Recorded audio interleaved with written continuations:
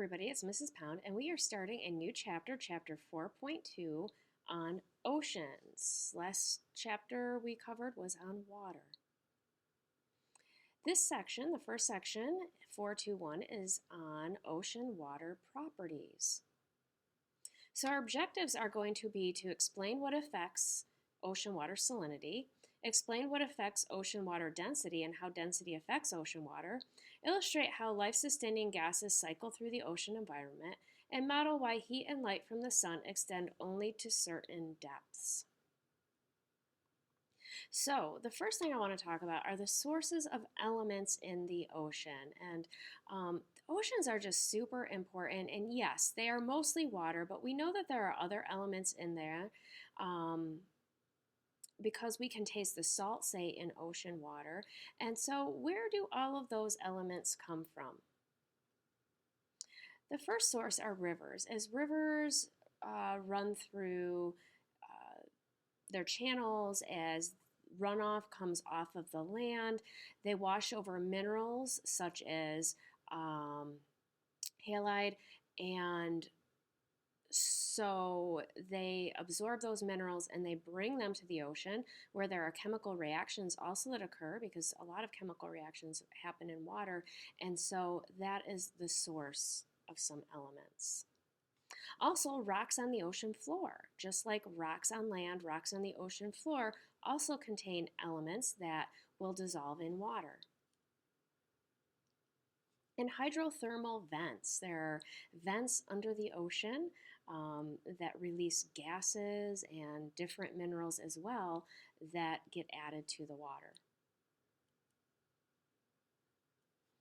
Now, if you've ever been to the ocean, you've noticed that the water is really salty from all of these elements being washed in. And the predominant elements are sodium and chlorine. So sodium chloride, which is table salt, which gives ocean water its salty taste. And the measure of the amount of salt in ocean water is called salinity. So this is the amount of dissolved salt in a given quantity of liquid. Now, salinity of ocean water does vary. It's not constant through the whole ocean. There tends to be higher salinity in drier, hotter climates due to evaporation, such as on a tropical island. There also tends to be lower salinity where large rivers drain into the ocean, adding fresh water, say near a continent. Because all of that fresh water is being added. It's being diluted. Factors that affect the density of ocean water. One factor that affects density is temperature, just like in the rock cycle. We're later going to talk about the atmosphere and air. As water warms up, it becomes less dense. So warm water rises, cold water falls, okay? There is a cycle to that. And it will cause a convection current actually in the ocean. Also, salinity, the amount of salt in the water. The more salt, the more dense it is, because the salt fills in the spaces between the water molecules, making it denser. Now, there are also cycles that happen in the ocean. There's the carbon dioxide and oxygen cycle in ocean water, just like on land. In the water, phytoplankton take in carbon dioxide to help them make food and release oxygen as a byproduct. Now, what I want you to do here is I want you to draw a sunshine next to this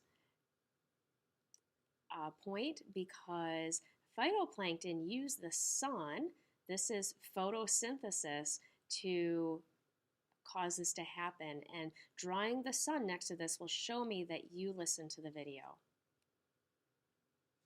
Other organisms use oxygen for respiration and expel CO2, like these seahorses here. And that is cellular respiration. So see how biology ties into earth science? Now, there's also the nitrogen cycle through ocean water. There's also a nitrogen cycle on land. Phytoplankton, again, take nitrogen out of the water as a nutrient. Larger organisms eat the phytoplankton and absorb the nitrogen. Now, if you're wondering what phytoplankton are small organisms that undergo photosynthesis. That's all they are. When the phytoplankton and other organisms die, their bodies fall to the ocean floor.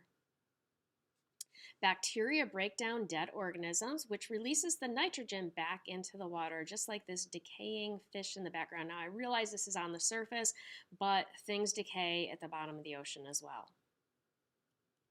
And currents then carry the nitrogen back to the surface for phytoplankton to use. So those convection currents, due to differences in salinity and differences in temperature, will carry those nutrients all over. Now, also, heat and light from the sun do not reach deep into the ocean because energy and light slow down and disperse when they pass through the water. The water actually eventually it absorbs the light as you go deeper. So as you go deeper in the ocean, there is no light. And actually, most of the ocean has no light. And most of the ocean is just really unexplored. We don't know a whole lot about it. And photosynthesis, those phytoplankton, are only in the very top layer of the ocean. So our objectives for this video were explain what affects ocean water salinity, explain what affects ocean water density and how density affects ocean water, illustrate how life-sustaining gases cycle through the ocean environment, and model why heat and light from the sun extend only to certain depths. Don't forget your 5 questions, and I'll have more about ocean water in the next video.